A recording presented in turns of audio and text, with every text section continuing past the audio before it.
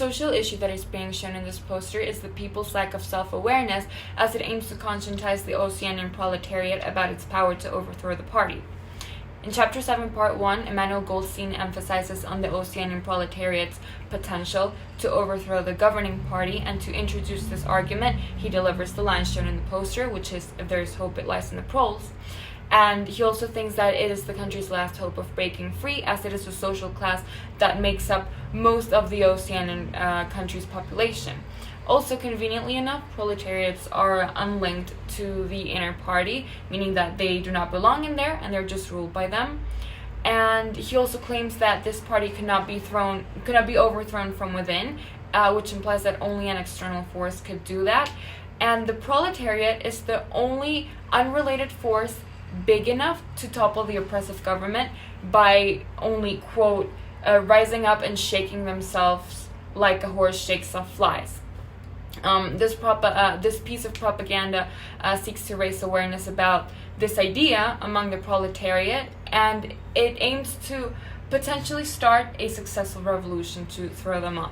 In this case, Goldstein's quote is in big, bold, clean capital letters in a color that stands out from the bright red. And this particular boldness makes the message much more noticeable and straightforward, especially for the audience that it is intended to.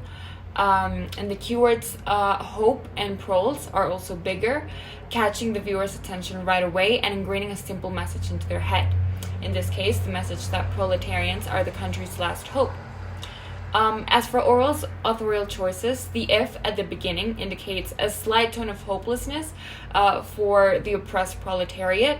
And here, once again, his real-life libertarian trait shows through, as he is explicitly expressing his concern that oppressed people have no way out of their authoritarian oligarchies.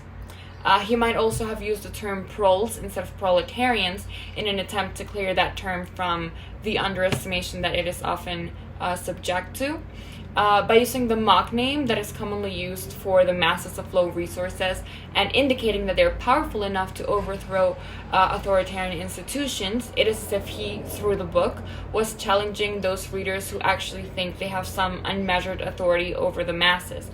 And correspondingly, he might also have wanted to empower those readers who are actually oppressed by tampering with the offensive name that they have been labeled with, and instead making it seem as a label of those who are powerful enough to free themselves. As for the images, the poster shows a large group of people which represents the proletariat, and they're blinding a Big Brother poster as blood tears come out of his eyes.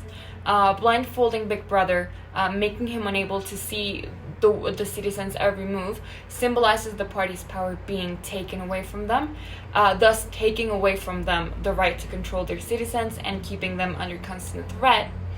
Also, the bloody tears in Big Brother's eyes indicate the huge pain that it would have been for the inner party to lose its power. Also, the cracks in the background wall represent the action of breaking out of the brick wall that is the oppressive system. And also the two proles holding up the blindfold together and the rest of the people holding them up for the purpose of blinding Big Brother symbolizes teamwork, and it also conveys the idea that Goldstein wanted to convince the people of that there is force in union and that together the proletariat could have overthrown the oppression. Similar propaganda in real life has been made where the masses unite to free themselves from these kinds of situations. This is almost a universal concept where anyone can come together to defend an idea that they believe in, and if it is viable, it will eventually come true. As for the colors, the poster is mainly in black and red. The black indicates the commonness of the masses, yet when this commonness comes together, they are able to shake off a higher power that has been restlessly brainwashing them and taking control of their lives. On the other hand, the red color in political propaganda, it is usually used for libertarian party ideals, and in this case, the resistance is libertarian, as it intends to break free from an extreme conservatorship that is the government. Correspondingly, red indicates the passion and vigor that it takes to displace said higher power, and rather than appearing menacing, it motivates the people to let out that anger and that frustration that they might have in them, caused by the government puppeting them.